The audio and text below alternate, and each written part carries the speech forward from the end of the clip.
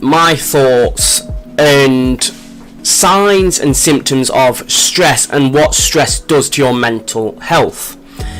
Basically, stress on your mental health can actually make you downward spiral into a sort of depression and anxiety state.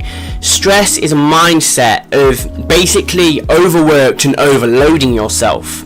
I do this a lot to myself, whether that be stressing over my stream, stressing over keeping my family up and running, stressing over work, money, and whatever it might be. To stop these thoughts from happening, all you've got to do, if it's money and life, just plan ahead. Make sure you've got a written plan of what you're going to do. If payday's coming up in a week's time, plan out what you need to spend your money on. Do you need any vet bills if you've got animals? Do you need any hospital trips so that you can get yourself to and from the hospital? Do you have dental treatment you've got to pay for? Make sure you've got enough money for food. Make sure you've got everything you need to plan out your month, 2 weeks, week, whatever it is that you need to get yourself through with your money.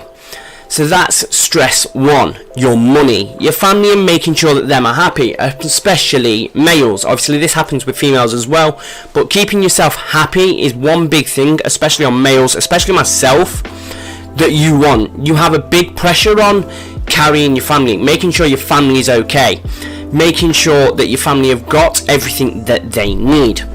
A thing of doing this is getting other people to help, so putting that bit of pressure off yourself and asking other family members to help. Have you got a father figure that you can ask for help?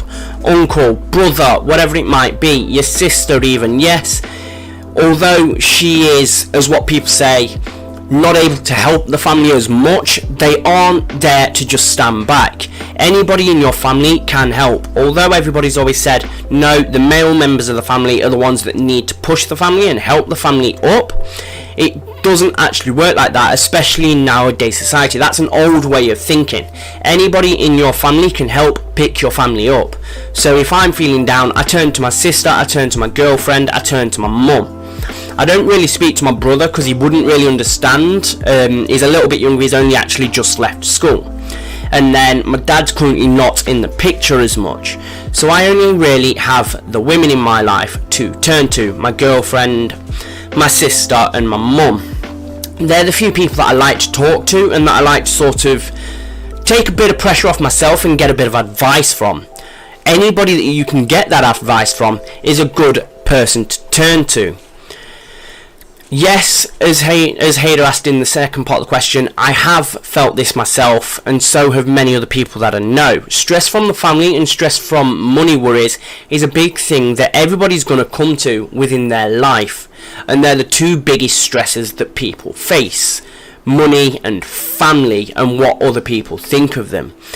And on that, and the way people think about you, all you need to do with that is ignore it. If it's not your partner or your mum, your dad, or your brothers and sisters, what anybody else says is irrelevant. If they're trying to put you down, no matter who it is, even if it is your mum, your dad, your brother, or your sister, or whoever, if they're trying to make you feel bad, then ignore it. You don't need that negativity. You don't want that negativity, especially if you're already in that negative mindset. If you've been diagnosed with depression, anxiety, or any other mental health, or even physical health, or your body state, or whatever it might be, you don't need that negativity. So just literally push them thoughts aside, ignore the negative thoughts, ignore the negative people, and move on, and find better people to get on with.